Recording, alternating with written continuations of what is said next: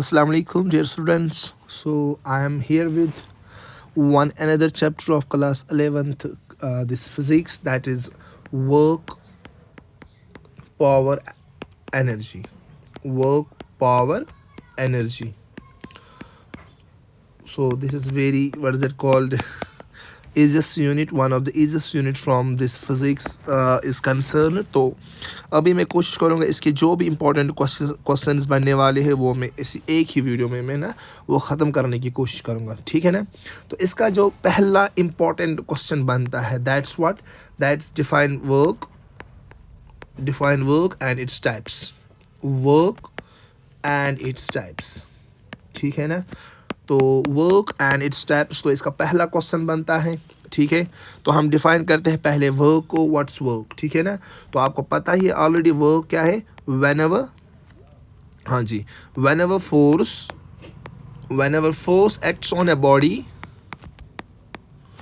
whenever a force acts on a body and produces some displacement comma, work is said to be done. तो simply जो आपने आज तक पढ़ा है, किसको हम बोलते हैं दिस वर्क, तो वर्क क्या होती है बेटा, तो work is simply whenever force, देखो whenever force acting on a body, जब भी किसी बॉडी पर क्या एक्ट करता है, फोर्स एक्ट करता है, एंड प्रोड्यूसेस सम डिस्प्लेसमेंट, उस फोर्स की वजह से उस बॉडी में कुछ ना कुछ क्या डिस्प्लेसमेंट आ जाता है, यानी कि वो बॉडी अपनी पोजीशन चेंज करती है जो हमने इस पर फोर्स दिया। अगर एक्सटर्नल फोर्स की वजह से एक बॉडी अपनी पोजीशन चेंज करे तो हम तब क्या बोलेंगे, इस बॉडी पे क्या हुई, हम बोलेंगे तब वर्क इज़ डन। तो सिंपली इसमें ज़्यादा अंदर जाने की कोई ज़रूरत नहीं है, ठीक है। ये कोई बॉडी है, इसका कोई मास है m, ये किसी हॉरिजॉन्टल सरफेस पे हमने रखी, ठीक है। तो मान लिया बेटा इस पर कोई एक्सटर्नल फोर्स एक्ट हो रहा है, like this is the force, ठीक है। तो ये एक्सटर्नल फोर्स हॉरिजॉन्टल सरफेस के साथ कौन से एंगल बनाती है, that's theta, right, very simple. तो इस फोर्स को, किसी भी वेक्टर को हम components, rectangular components, perpendicular components में डिवाइड कर सकते हैं। तो इस फोर्स के भी हम दो कंपोनेंट्स लिखेंगे, एक है along the angle, you know along the angle कौन सा कंपोनेंट होता है वेक्टर का, दैट्स कॉस थीटा। तो यहाँ पर वेक्टर है फोर्स, तो ये बनेगा एफ कॉस थीटा, और इसका परपेंडिकुलर कंपोनेंट क्या बना, that's F sine theta, very nice. तो इस बॉडी पर फोर्स के दो कंपोनेंट्स, एक तो एफ कॉस थीटा, एक तो एफ साइन थीटा, ठीक है। अगर मैं आपको बोलूँ, अगर आपने आज तक सुना है वर्क किसके बराबर होती है, that sir force multiply by displacement, छोटी क्लास वाली ये definition, that's work is equal to force multiply by displacement. अगर मैं आपको बोलूँ यहाँ पर फोर्स के दो कंपोनेंट्स है, एक तो एफ कॉस थीटा, एक तो एफ साइन थीटा, ज़रा मुझे बोलो फोर्स का कौन सा कंपोनेंट इस बॉडी को डिस्प्लेस कर सकता है, एफ साइन थीटा या एफ कॉस थीटा। देखो अगर एफ साइन थीटा होगा तो ये बॉडी को ऊपर उठा सकता है, लेकिन अगर एफ कॉस थीटा ये बॉडी को डिस्प्लेस, इसकी पोजिशन को चेंज आगे ला सकते हो। फोर्स का कौन सा कंपोनेंट है, इट्स एफ कॉस थीटा, ठीक है।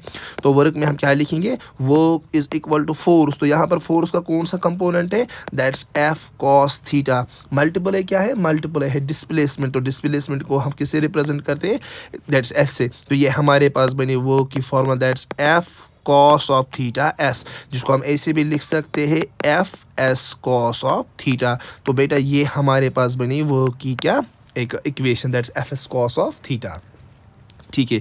लेकिन आप साथ साथ ये याद रखना, ठीक है, ये इस फॉर्मूला से, इस इक्वेशन से हम तभी वर्क कैलकुलेट कर सकते हैं when force is constant. Please ये याद रखना, क्योंकि आपके एग्जाम में न्यूमेरिकल्स भी आ सकती है। ये वर्क की फार्मूला, ये वर्क की इक्वेशन आप कब इस्तेमाल करेंगे, जब एक्सटर्नल फोर्स क्या हो, दैट्स कांस्टेंट फोर्स, ठीक है, ओके। तो बेटा आपको ऑलरेडी पता है ये क्या है, एफ एस कॉस थीटा। तो दो वेक्टर्स ए डॉट बी हम जब लिखते हैं तो इसमें आता था ए बी कॉस थीटा। तो कॉस थीटा कब आता है, दो वेक्टर्स के दरमियान, जब इनमें क्या होता है, डॉट प्रोडक्ट। तो यहाँ पर भी आया वेक्टर फोर्स भी ये है दिस वेक्टर, और डिस्प्लेसमेंट भी वेक्टर, तो इनके साथ एंगल कौन सा है, कॉस थीटा। तो कॉस थीटा कब आती है, जब सर वेक्टर्स, जब इनके दरमियान क्या होता है, दैट्स डॉट प्रोडक्ट। तो हम इसको ऐसे भी लिख सकते हैं, it's F dot S, it's what, F dot S. तो फोर्स क्या बना, this is F dot S. तो ये हमारे पास दिस वर्क क्या बनी, दैट्स एफ डॉट एस। तो ये वर्क की और एक फॉर्मूला बनी, ठीक, ओके। तो इसके बाद क्या है, इसके बाद आप ये दूसरी चीज़ याद रखोगे, दैट जो ये वर्क है it's a scalar quantity, it's a scalar quantity. कैसे, तो कैसे का आंसर ऐसे है कि इनके दरमियान जब भी हम दो वेक्टर्स का क्या करते हैं, डॉट प्रोडक्ट, तो dot product of the vectors gives what, scalar. तो ये वो क्या बनी अब, स्केलर क्वांटिटी, क्योंकि जो फोर्स और डिस्प्लेसमेंट इसमें है इनके दरमियान हुआ डॉट प्रोडक्ट। तो हमें ऑलरेडी पता है कि डॉट प्रोडक्ट क्या देता है, जब हम दो वेक्टर्स का डॉट प्रोडक्ट करते हैं तो वो वहाँ से क्या निकलती है, दैट स्केलर क्वांटिटी। इसके बाद हमें वर्क का जो है वो यूनिट लिखना है। तो वर्क की फॉर्मूला हमें ऑलरेडी पता है, वर्क में क्या है, एक तो फोर्स है, एक तो क्या है, डिस्प्लेसमेंट। तो W इज इक्वल टू, ज़रा मुझे बोलो फोर्स का यूनिट क्या है, फोर्स का यूनिट है kg मीटर पर सेकंड स्क्वायर, यही तो है kg मीटर पर सेकंड स्क्वायर। इसके बाद डिस्प्लेसमेंट क्या है, डिस्प्लेसमेंट का भी यूनिट क्या है, दैट्स मीटर, ठीक है। तो वर्क का यूनिट क्या बना, that's kg metre into metre बना मीटर स्क्वायर डिवाइड बाय क्या, डिवाइड बाय सेकंड स्क्वायर। और मीटर इंटू मीटर को kg मीटर स्क्वायर पर सेकंड स्क्वायर, उसको हम क्या बोलते हैं, kg मीटर स्क्वायर पर सेकंड स्क्वायर। इसी kg मीटर स्क्वायर पर सेकंड को हम क्या बोलते हैं, जूल, रिप्रेजेंटेड बाय J। तो जूल रिप्रेजेंटेड बाय J, तो यही तो हमारा वर्क की यूनिट है। अब दैट्स वर्क इज, इसका यूनिट क्या है, जूल। तो अगर हमें वर्क को कभी भी ऐसा यूनिट्स में लिखना हो तो हम लिखेंगे ये जूल से, यानी कि 6 जूल, 7 जूल, 10 जूल। तो ऑल दैट हम याद क्या रखेंगे, वर्क का यूनिट आया हमारे पास, दैट्स जूल। इसका और एक भी यूनिट होता है, that's CGS unit, CGS unit. CGS unit क्या है वर्क का, दैट्स इजी। CGS में हम इस kg को किस में ये कैलकुलेट करते हैं, ग्राम्स में, दिस मीटर्स को सेंटीमीटर में, और दिस टाइम को सेकंड में। तो ये बना सेकंड स्क्वायर फोर्स का। इसके बाद है ये डिस्प्लेसमेंट को फिर से सेंटीमीटर में, तो वर्क का यूनिट क्या बना, दैट्स ग्राम सेंटीमीटर स्क्वायर पर सेकंड स्क्वायर। तो इस ग्राम सेंटीमीटर स्क्वायर पर सेकंड स्क्वायर को हम दूसरा नाम देते हैं, दैट्स कॉल्ड एज अर्ग, ERG, अर्ग, ठीक है। तो फोर्स का जो CGS यूनिट है, दैट्स ERG, अर्ग, ठीक। तो आप ये भी याद रखना, 1 joule is equal to 10 power 7 erg, 1 joule is equal to 10 power 7 erg. तो ये थी हमारे पास वर्क और इसके कुछ यूनिट, SI यूनिट, और इसका क्या, इसकी जो इक्वेशन, और इसका जो एक तो SI यूनिट पढ़ा इसमें का, और एक तो पढ़ा हमने इसका CGS यूनिट। इसके बाद क्या है, इसके बाद जो नेक्स्ट क्वेश्चन बनता है, दैट्स वर्क के साथ साथ जो नेक्स्ट क्वेश्चन बनता है, दैट्स टाइप्स ऑफ वर्क के टाइप्स, ठीक है ना। तो इसके लिए आप ऐसे याद रखोगे। चलो बेटा, हमने माना ये बॉडी की क्या है, ये डिस्प्लेसमेंट है बॉडी की। तो इस यहाँ से क्या लगा, इस बॉडी पे फोर्स, तो एंगल क्या है, थीटा। तो आप ऐसे याद, वर्क की फॉर्मूला क्या है, that's FS cos of theta. तो याद रखना प्लीज़, जब भी थीटा 90 से छोटा हो, जब भी थीटा क्या हो, जब भी थीटा 90 से छोटा हो, 90 से थीटा मतलब जब भी एंगल एक्यूट हो, किसके दरमियान, डिस्प्लेसमेंट और फोर्स के दरमियान, जब भी एंगल एक्यूट हो, एक्यूट मतलब लेस देन 90, तो आपको पता ही है, तो तब हम बोलते हैं वर्क को क्या है, work is positive, work is what, positive, क्योंकि cos थीटा का वैल्यू लेस देन 90 जो होता है वो पॉजिटिव है। तो तब जाके हम क्या बोलेंगे, जब भी डिस्प्लेसमेंट और फोर्स के दरमियान एंगल हो लेस देन 90, तो तब जो वर्क हमें आती है, दैट्स पॉजिटिव। तो वर्क की पहली यूनिट क्या बनी, ये टाइप क्या बनी, that's positive work, positive work. तो पॉजिटिव वर्क सर हमें थोड़ा सा समझाइए, पॉजिटिव वर्क हमें थोड़ा सा समझाए, मैं समझाता हूँ आपको। चलो, ये मान लिया मैंने, ये बॉडी का डिस्प्लेसमेंट है, ये बॉडी का क्या है, फोर्स है, ठीक है। तो इस फोर्स के कितने कंपोनेंट्स हम लिखेंगे, एक तो क्या है,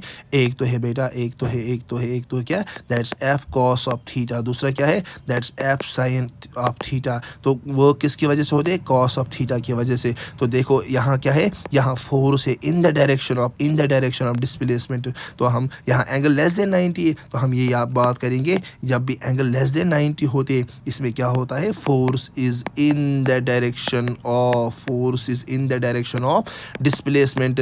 जब भी बॉडी का जिस ऐसे समझो, आप ऐसे समझो, चलो ये कोई बॉडी है, इस पर इसका डिस्प्लेसमेंट आगे होता है, ठीक है ना, और इसको फोर्स भी आगे ही लगता है। जब फोर्स उसी डायरेक्शन में लगे जिस डायरेक्शन में डिस्प्लेसमेंट हो, तब हम वर्क को बोलते हैं पॉजिटिव वर्क। बस ये याद रखना। तो पहली वर्क की टाइप क्या है, that's positive work, positive work. Work की पहली टाइप जो आई, that's called as what, positive work. ठीक है। दूसरी टाइप जो वर्क का है, अगर थीटा होगा, अगर थीटा क्या होगा, ग्रेटर देन 90, आप चेक करना, अगर ग्रेटर देन 90 यानी कि थीटा क्या हो, वो हो obtuse angle. Theta greater than 90 मतलब थीटा क्या है, ऑब्ट्यूस। तो बेटा आप चेक करना, आप चेक करना, ठीक है। ऑब्ट्यूस मतलब अगर ये डायरेक्शन ऑफ डिस्प्लेसमेंट है, ऑब्ट्यूस मतलब greater than 90, that is this one is force. तो फोर्स और डिस्प्लेसमेंट के दरमियान क्या एंगल क्या है, दैट्स ग्रेटर देन 90, है कि नहीं। चलो इस फोर्स के हम दो कंपोनेंट्स निकालते हैं। दो कंपोनेंट्स कौन कौन सा कंपोनेंट होता है, दो कंपोनेंट्स होते हैं, दो परपेंडिकुलर कंपोनेंट। तो देखो ये कौन सा आया यहाँ से, ये तो आया, ठीक है ना, ये तो एक कंपोनेंट और ये तो दूसरा कंपोनेंट है।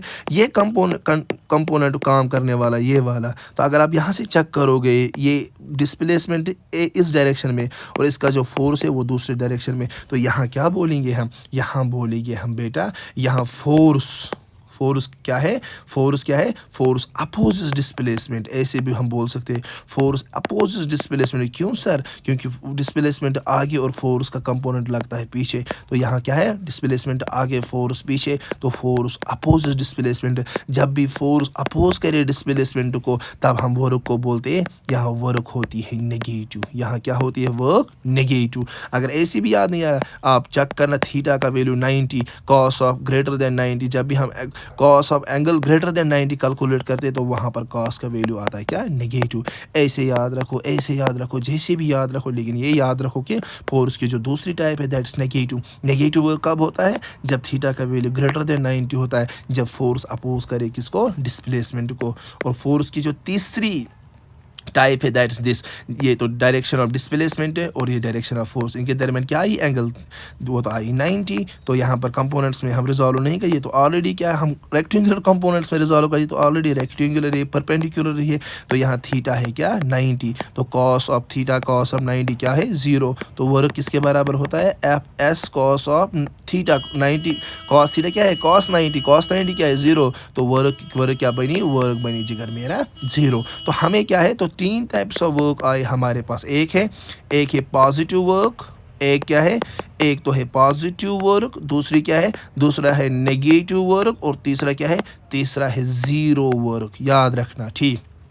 तो positive work when theta is less than 90, this negative work when theta is greater than 90, और zero work when theta is equal to 90। तो ये आप याद रखना, ये ही बनता है हमारा पहला question, that's what, that's work and it is types. ये याद रखना, इंपॉर्टेंट क्वेश्चन है आपके एग्जाम के लिए, ठीक है।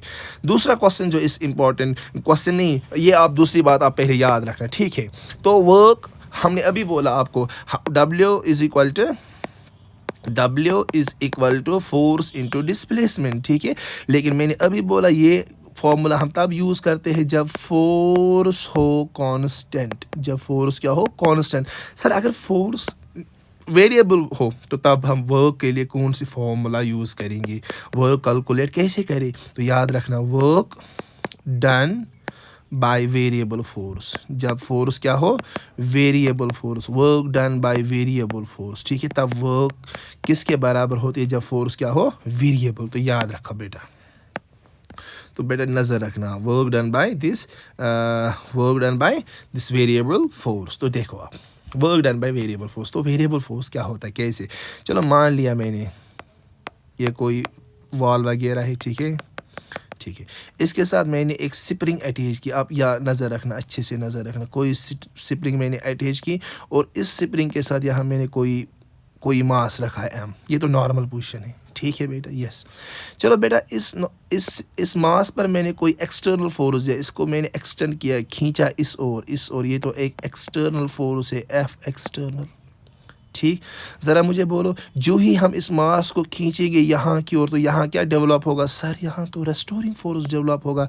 बेटा रेस्टोरिंग फोर्स का काम क्या है, सर रेस्टोरिंग फोर्स चाहता है मैं इस बॉडी को, इस मास को अपनी जगह ले आऊँ। इस बॉडी को मैंने इस ओर खींचा, लेकिन रेस्टोरिंग फोर्स किसके बराबर होता है, सर रेस्टोरिंग फोर्स होता है बराबर माइनस टाइम्स kx। तो बस यही तो हुई ना बात, यहाँ फोर्स क्या आया, restoring force that's minus times K x, यहाँ मैं लिखता हूँ restoring force, restoring force, restoring force, restoring है लेकिन फोर्स ही है। ज़रा मुझे बोलो ये एक्स क्या है, ये सर ये एक्स डिस्प्लेसमेंट, क्या डिस्प्लेसमेंट सर, जो ही हम खींचते एक्सटर्नल फोर्स देते इस बॉडी पे तो ये बॉडी वही थोड़ी बात रहेगी, ये बॉडी आगे आएगी, ये बॉडी आगे आएगी, तो कितनी ज़्यादा आगे आती है तो एक्स ये डिस्प्लेसमेंट को हम रिप्रेजेंट कर कितनी आगे गई, या अगर हम इसको कंप्रेस भी करें, ये ज़रूरी नहीं है, यहाँ पर आप सीख सकते हो, ये ज़रूरी नहीं है, ये एक स्प्रिंग थी, ठीक है ना, इसको हमने एक मास यहाँ पर बांधा, अगर मैं इसको या ऐसे फोर्स दूँ, ठीक है ना, तो इससे क्या होगा, इससे ये स्प्रिंग क्या यहाँ तक आ सकती है, ठीक है ना, तो ये कहाँ थी, ये यहाँ पर थी पहले, तो इसको मैंने यहाँ से यहाँ तक कुछ ना कुछ डिस्प्लेसमेंट, तो इसमें कौन सा फोर्स ये होगा develop, that's F is equal to minus K X, that's restoring force. तो रेस्टोरिंग फोर्स की चाहत क्या होती है, वो चाहता है कि इस बॉडी को क्या अपनी जगह ले आऊँ, ठीक, ओके।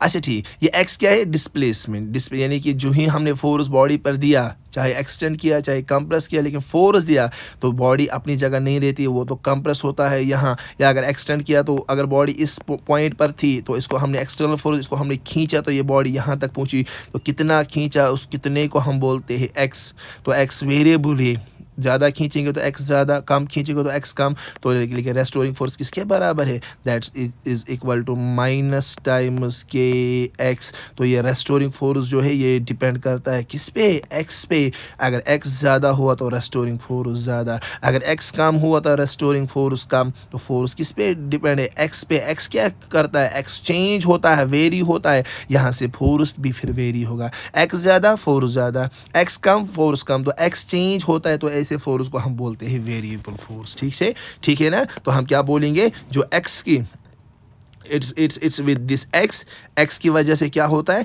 एक्स की वजह से यहाँ पर क्या है बेटा, ये फोर्स चेंज होता है, तो फोर्स चेंज होता है, तो ऐसे फोर्स को हम क्या बोलते हैं, इसको बोलते हैं हम क्या, वेरिएबल फोर्स, ठीक है ना। मतलब जहाँ फोर्स चेंज होता हो, जहाँ फोर्स चेंज होता हो विद डिस्प्लेसमेंट के साथ साथ, एक्स के साथ साथ फोर्स भी चेंज होता है, ऐसे फोर्स को हम बोलते हैं क्या, वेरिएबल फोर्स। तो सर जिस वर्क डन में फोर्स क्या हो, सर तो जिस वर्क डन में फोर्स क्या हो, वेरिएबल हो, तो वहाँ कैसे हम वर्क डन को कैलकुलेट करेंगे। तो सर ये तो हमारे पास एक बड़ा क्वेश्चन बना के, जब वर्क क्या हो, जब फोर्स क्या हो, जब फोर्स हो वेरिएबल, तो वहाँ पर हम वर्क को क्या, वहाँ को हम वर्क को कैसे कैलकुलेट करेंगे। तो बेटा आप सिंपली वहाँ पर याद रखना, वहाँ पर हम वर्क को कैलकुलेट करते हैं, that's called integration of F D X. वहाँ पर हम वर्क को कैलकुलेट करते हैं ऐसे, integration of F D X, this is called as integration technique. तो वहाँ पर हम इंटीग्रेशन टेक्निक से क्या, वर्क को कैलकुलेट करते हैं। समझ आया यहाँ तक, बढ़िया से समझ आया, आपको बहुत ही ज़्यादा समझ आया, ठीक है। इसके बाद बेटा, इसके बाद नेक्स्ट क्वेश्चन बनता है इस यूनिट में से, वो आप इंपॉर्टेंट रखना, that is state and explain, ये याद रखना, state and explain work energy theorem, state and explain work energy theorem, ठीक है। तो इसको हम पहले स्टेटमेंट लिखते हैं। इसका स्टेटमेंट क्या है, इसका स्टेटमेंट है work done by all forces, work done by all forces on a body is equal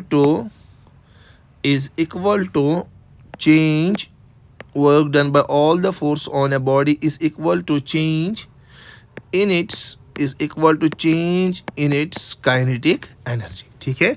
तो सिंपल सी बात है, work done by all the forces, जितने भी फोर्सेस एक बॉडी पर लगते हैं, जितने भी फोर्सेस, तो work done by all those forces, जितने भी एक बॉडी पर फोर्सेस लगते हैं, जितने भी एक बॉडी पर क्या लगते हैं, फोर्सेस, उन तमाम फोर्सेस की वजह से जितनी क्या वर्क डन होती है बॉडी पे, वो किसके इक्वल होती है, change in kinetic energy. Simple.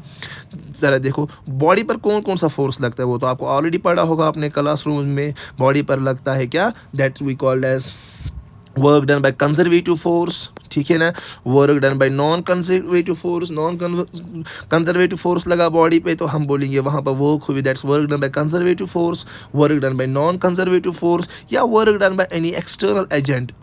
आपने काम किए, मैंने काम फोर्स दिया बॉडी पे वगैरह, उस पर काम हुई तो उसको हम बोलते हैं वर्क डन बाय एजेंट। तो बॉडी पे जितने भी फोर्स है conservative, work done by conservative force, work done by non conservative force, या क्या work done by some agent, या work done by some agent. Agent में कौन आता है सर? एजेंट में आते आप, मैं वगैरह, ठीक। तो work done by all these forces is equal to what? Work done by all the forces is equal to, it's equal to change in kinetic energy. यही तो इसका स्टेटमेंट है, और इस स्टेटमेंट को मैंने इक्वेशन की शक्ल में लिखा, that's work done by all the forces is equal to change in the kinetic energy, ठीक है। ओके, तो वो क्या बना? Work done by conservative force plus work done by non conservative force plus work done by any external agent, that's change in kinetic energy. Kinetic energy, अच्छा simply यहाँ पर लिखता हूँ मैं पहले, काइनेटिक एनर्जी में चेंज, तो काइनेटिक चेंज कैसे हम कैलकुलेट करते हैं? That is final kinetic energy, final kinetic energy minus initial kinetic energy. जब भी हमें क्या कैलकुलेट करनी हो, चेंज, तो उसमें हम क्या लिखते हैं? Final minus initial. यहाँ बात हो रही है काइनेटिक एनर्जी को, हम लिखेंगे final kinetic energy minus initial kinetic energy. ज़रा मुझे बोलो काइनेटिक एनर्जी क्या होती है? That's 1/2m। ये फाइनल है तो इसमें हम लिखेंगे काइनेटिक एनर्जी होती है 1/2m वेलोसिटी स्क्वायर। तो यहाँ पर फाइनल में final velocity square minus initial kinetic energy, that's 1/2m। तो इनिशियल में का जो वेलोसिटी होगी that's initial velocity, that's u square. तो 1/2m v square minus 1/2m u square. तो क्या बना? दैट्स 1/2m, अंदर क्या बचा? That's v square minus u square. तो बेटा ये है हमारे पास क्या? Work done by conservative force, work done by non conservative force, work done by agent, that's equal to 1/2m v square minus u square. तो यह है बेटा ये स्टेटमेंट ऑफ क्या? This statement of this work energy theorem. I hope you got this as well, ठीक। तो अभी हमें क्या है? अभी हम इसका प्रूव करते हैं। अभी हम क्या करते हैं? अभी हम इसका प्रूव करते हैं। अब तो नज़र रखना प्लीज़, ठीक है। तो ये कोई हॉरिजेंटल सरफेस है यहाँ पर, चलो मान लिया मैंने, ये कोई हॉरिजेंटल सरफेस है यहाँ पर, ठीक। इस पर मैंने कोई बॉडी रखी ऑफ मास m, ये भी ठीक है सर, ठीक है कि ठीक है, ठीक है, ठीक है, यस यस। तो इस पर कुछ ना कुछ एक्सटर्नल फोर्स लगा, दैट्स f। समझ आया? यस सर, यस सर, ठीक है, ठीक है, ठीक है, ओके फाइन। तो ये बॉडी जो है इसमें कुछ इनिशियल वेलोसिटी थी, दैट्स u, ये भी ठीक है। जब मैंने इस बॉडी पर कोई एक्सटर्नल फोर्स दिया तो इस पर आई इनिशियल वेलोसिटी, और इनिशियल वेलोसिटी की वजह से क्या हुआ बेटा? इस बॉडी में कुछ ना कुछ क्या आई? एक्सेलरेशन, ठीक है। और ये अपनी जगह से ये बॉडी यहाँ से यहाँ तक पहुँची तो इसने थोड़ी सी डिस्प्लेसमेंट निकाली, दैट्स dx। समझ आया कि नहीं? ये बॉडी चलते चलते चलते चलते ये बॉडी यहाँ पहुँची, ठीक है। तो यहाँ पर जो इस पर वेलोसिटी दैट्स v, ये तो समझ आया आपको, ठीक, ओके।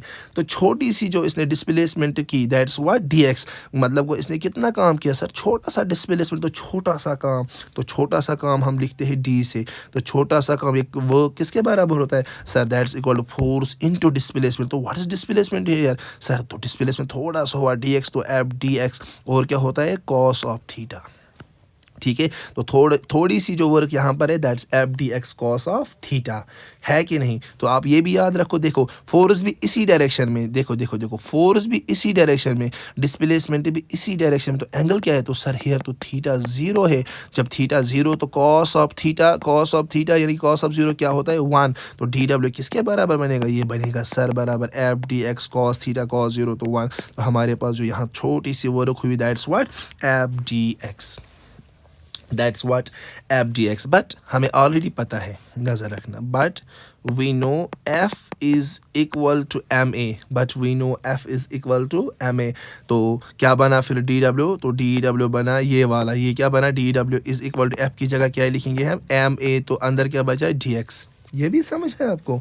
हाँ सर ये तो समझ आया हमें। तो फिर तो आपको ये भी पता होगा एक्सेलरेशन किसके बराबर होती है? सर एक्सेलरेशन होती है rate of change in velocity dv/dt। ये भी पता था? यस सर ये भी पता था, a is equal to dv/dt। ज़रा मुझे बोलो बेटा फिर ये dw क्या बना? सर ये dw बना, लिखो आप, हम बोलते ज़रा बोलो। हाँ f सर लिखो m, तो लिखा m। फिर a, सर a की बदले लिखो आप dv/dt, ठीक है।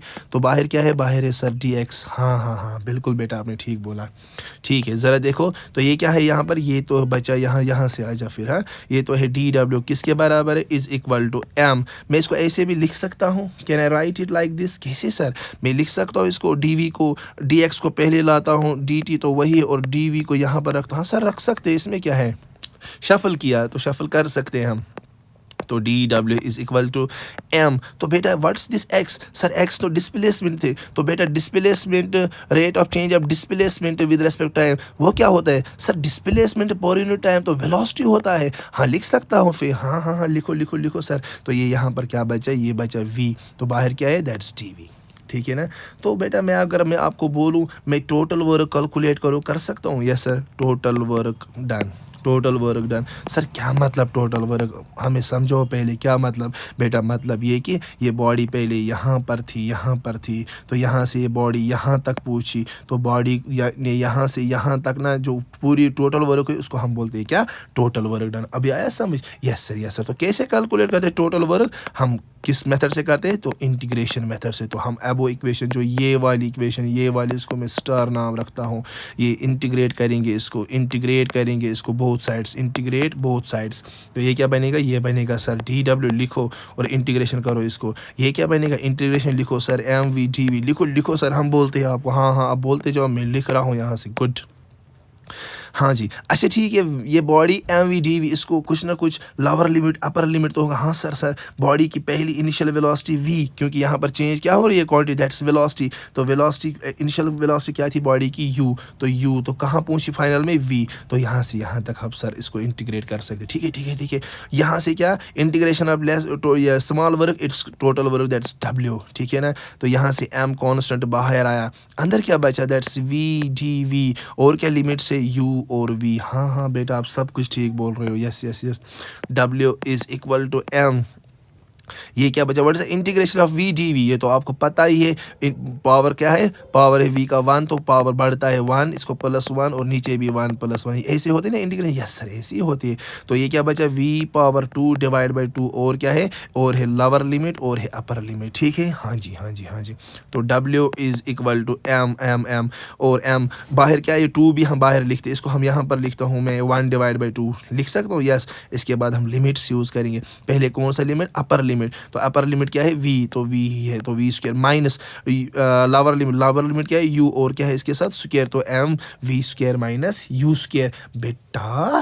बेटा कहीं यही तो हमारी वर्क एनर्जी थ्योरम तो नहीं थी, हम चेक करते हैं ना, m1 divide by M U square minus M U square, M V square minus U square, या यही तो थी यार M V square minus U square, यही तो थी M V square minus U square. तो यही है वर्क एनर्जी थ्योरम की क्या प्रूफ, या ऐसे भी लिख दो, W is equal to 1 divide by 2 m, इसके अंदर इसके साथ भी मल्टीप्लाई करेंगे, इसके साथ तो क्या बनेगा 1 divide by 2 m v square minus 1 divide by 2 m u square. तो इसको इतना ही काफ़ी था, लेकिन मैं आप समझाता हूँ। 1 divide by 2 M V square है, ये क्या है सर, ये तो काइनेटिक एनर्जी है। कौन सी काइनेटिक, इसमें final velocity final kinetic energy है, तो ये तो फाइनल काइनेटिक एनर्जी है। ये क्या है, initial kinetic energy, final kinetic energy minus initial kinetic, तो वही तो है ना चेंज इन काइनेटिक एनर्जी, वही तो मैं बोल रहा था यार, वही तो है चेंज इन काइनेटिक एनर्जी। तो ये है इसका क्या प्रूफ वर्क एनर्जी थ्योरम का, ठीक है। तो हुई ये थ्योरम भी ठीक। इसके बाद जो नेक्स्ट इंपॉर्टेंट क्वेश्चन बचता है इस यूनिट में से जो नेक्स्ट इंपॉर्टेंट क्वेश्चन बचता है वो है derive expression for potential energy. Question क्या बचता है, दैट इज डिराइव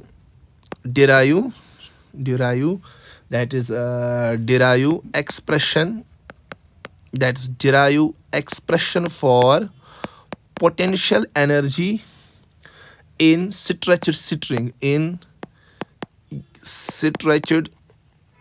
string। ये भी एक इम्पॉर्टेंट क्वेश्चन बचता है इस यूनिट में से, डेराइव एक्सप्रेशन पर पोटेंशियल एनर्जी, ठीक है। किसमें, एक स्ट्रेचिंग ऐसी अभी जो हमने बनाई, ठीक है, ये एक स्ट्रिंग है, ठीक है ना, ओके फाइन।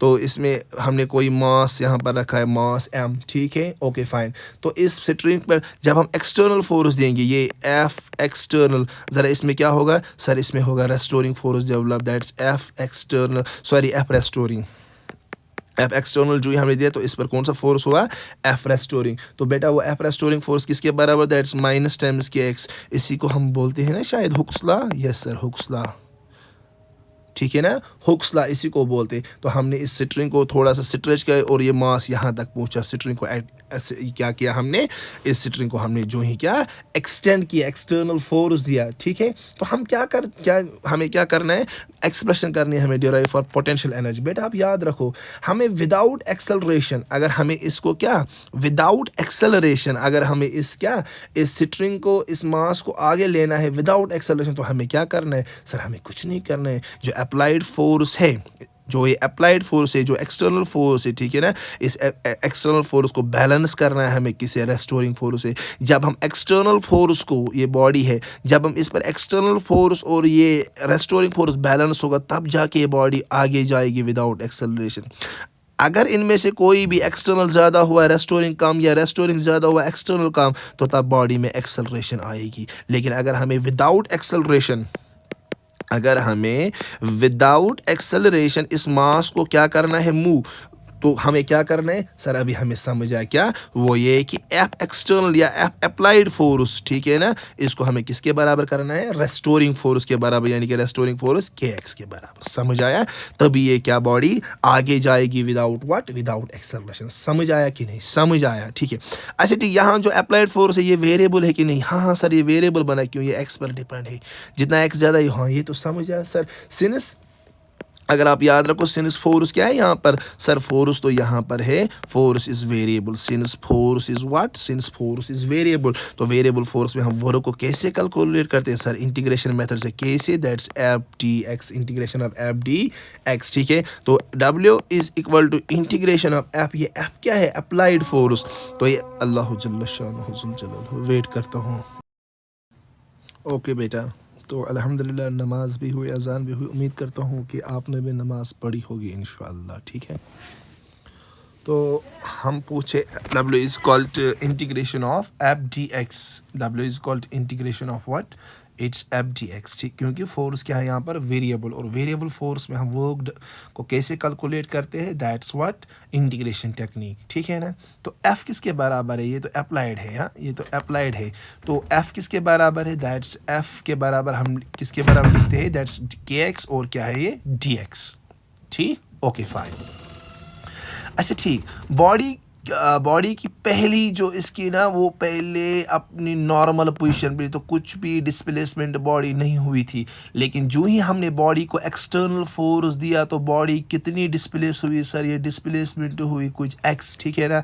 तो हम ऐसे लिख सकते हैं, यहाँ वेरिएबल क्या है, एक्स, तो एक्स पहले क्या था, 0, फिर कितने डिस्प्लेसमेंट हुआ, एक्स डिस्प्लेसमेंट। तो ऐसे हम कर सकते हैं इसको, that's W is equal to, इस के को हम बाहर निकालते हैं क्योंकि ये कांस्टेंट है, अंदर क्या बचा, इंटीग्रेशन फ्रॉम 0 टू x, और क्या है, x dx।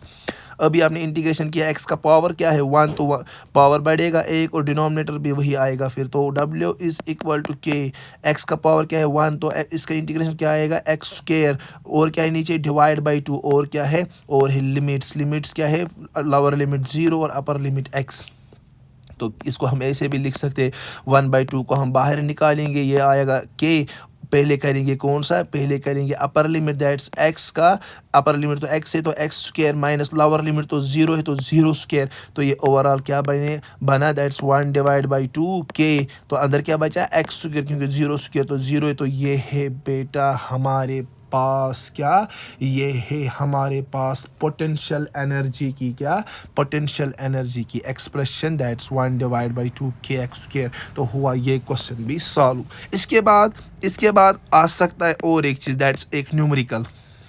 अगर कोई फोर्स है, दैट्स व्हाट, दैट्स 2i के प्लस समथिंग 3j के, और क्या है प्लस 5k के, और क्या है, और है डिस्प्लेसमेंट दी गई है -i कैप, यस, और प्लस 2j कैप, प्लस है 4k कैप। तो क्वेश्चन बोलता है, कल एग्जाम में आया, आपको फोर्स भी दिया गया है, डिस्प्लेसमेंट भी दी गई है, आपको कल एग्जाम में आया कैलकुलेट वर्क। तो हमें पता है वर्क क्या है, दैट्स फोर्स डॉट डिस्प्लेसमेंट। तो वर्क क्या है, फोर्स का मतलब फोर्स की क्या है, ये वैल्यू क्या है, that's 2i cap plus 3j plus 5k। तो डॉट प्रोडक्ट किसके साथ करना है हमें, डॉट डिस्प्लेसमेंट, वो क्या है माइनस i प्लस क्या है प्लस 2j प्लस क्या है प्लस 4k।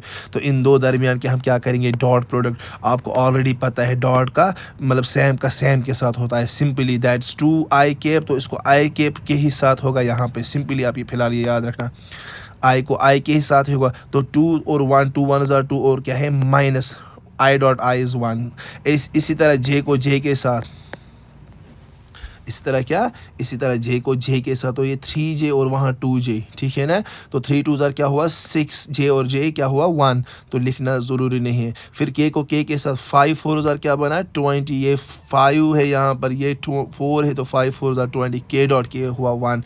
तो इनको हम कैलकुलेट करें, that's work done is equal to, ये क्या बना 6 - 2 इज 6 - 2 इज 4 प्लस क्या है 20 प्लस क्या है 20। तो w is equal to 20 plus 4 is 24 joule. तो बेटा ये हुआ एक न्यूमेरिकल। इसी तरह से आपके इजी न्यूमेरिकल्स आपके एग्जाम में आएंगे। इस पर एक न्यूमेरिकल मैंने यहाँ पर भी दिखा, क्योंकि टाइम नहीं है, अदरवाइज आपको पता है कि मैं न्यूमेरिकल्स ज़्यादा कराता हूँ, ठीक। चलो इसके बाद और एक लास्ट क्वेश्चन आप याद रखना, लास्ट क्वेश्चन बचता है इस यूनिट में से, that's what's power, what is power, what is power, prove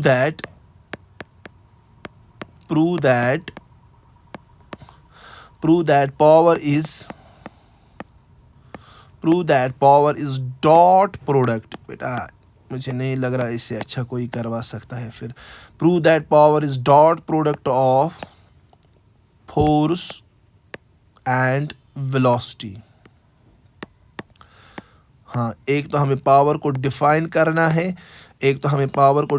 इसके बाद हमें प्रूव क्या करना है, प्रूव हमें करना है जो पावर है ये डॉट प्रोडक्ट है किसका, फोर्स और वेलोसिटी का। तो ये दो चीज़ें हमें क्या करनी है अब, ये लास्ट क्वेश्चन बनता है। तो इसका सोल्यूशन हम ऐसे लिखते हैं, पावर क्या होता है। तो सिंपली आपको ऑलरेडी पता है पावर होता है that's rate of doing work, power is equal to rate of doing work. Rate of doing work मतलब आप कितना कोई काम पर यूनिट टाइम में आप कितना काम करते हो, पर यूनिट टाइम में आप कितना काम कर, कितना ज़्यादा कितना कम, ठीक है ना, उसको हम बोलते हैं पावर। तो पावर है simply rate of doing work. तो हम इसको ऐसे भी लिख सकते हैं, पावर को डिनोट करते हैं P से, rate of doing work that is, इसको हम ऐसे लिखते हैं rate of change of work, यानी कि रेट ऑफ डूइंग वर्क, यानी कि power is equal to dW divide by dt, ठीक है ना। तो मगर आपको ऑलरेडी पता है, बट वी ऑलरेडी नो जो ये वर्क डन होती है that's equal to force dot displacement, है कि नहीं। तो अगर मैं W का वैल्यू इस इक्वेशन में पुट करूँ तो पावर बनती है, पावर क्या बना, वो बनती है फिर D डिवाइड बाई dt। तो W के बदले क्या लिखेंगे, दैट्स F डॉट S। तो यहाँ पर लिखता हूँ मैं, क्योंकि एक छोटी सी ये डेरिवेशन है, that's power is equal to ये F अगर कांस्टेंट है तो कांस्टेंट को हम डिफरेंस से बाहर लाते हैं। तो F क्या बचा, रखो बाहर, तो अंदर क्या बचा, अंदर बचा D बाई dt ऑफ, अंदर क्या बचा एक F dot D by dt of S, D by dt of S। तो ये हुआ पावर इज, ये हुआ क्या, ये हुआ power is equal to, sorry हाँ, ये हुआ पावर इज, वेट बेटा कोई बात नहीं, you have to tolerate all this things, I am doing all this for you.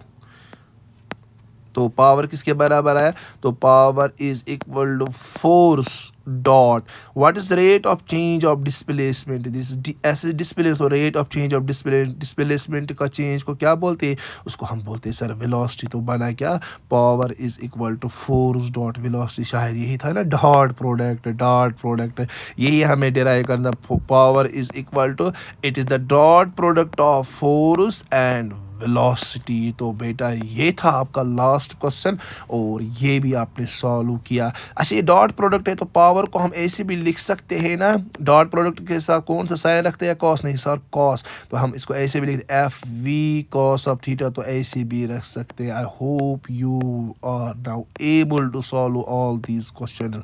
So this completes our work, energy and power. लेकिन मैं आपको ज़रूर एक इंपॉर्टेंट क्वेश्चन देता हूँ जो एग्जाम में आ सकता है, that's what are conservative what are conservative and non conservative force, what are conservative and non conservative force. बेटा आप घर में ज़रूर पढ़ना और एग्ज़ाम में जाना, इंशाल्लाह ये क्वेश्चन भी आपके एग्ज़ाम में हो सकता है। So this ends our next unit. तो कल से हम रोटेशन स्टार्ट करेंगे, उस पर एक दो, फिर हम ग्रेविटेशन ऑल दे, धीरे धीरे हम पूरा फिजिक्स ख़त्म करेंगे। लेकिन आप इन्हीं के साथ चलो, रिपीट करो and I really wish you all the best. और हाँ बेटा, आज मैं पहली बार आपको बोल रहा, अगर आपको सच में ना ये वीडियोस पसंद आते तो ज़रूर इस चैनल को आप शेयर करना और क्या, और सब्सक्राइब करना में, क्योंकि मेरा एक स्टूडेंट मुझे दिन भर मैसेज का, सर ये लास्ट में बोला करे क्योंकि आप बहुत ज़्यादा मेहनत करते हो वीडियोस पे।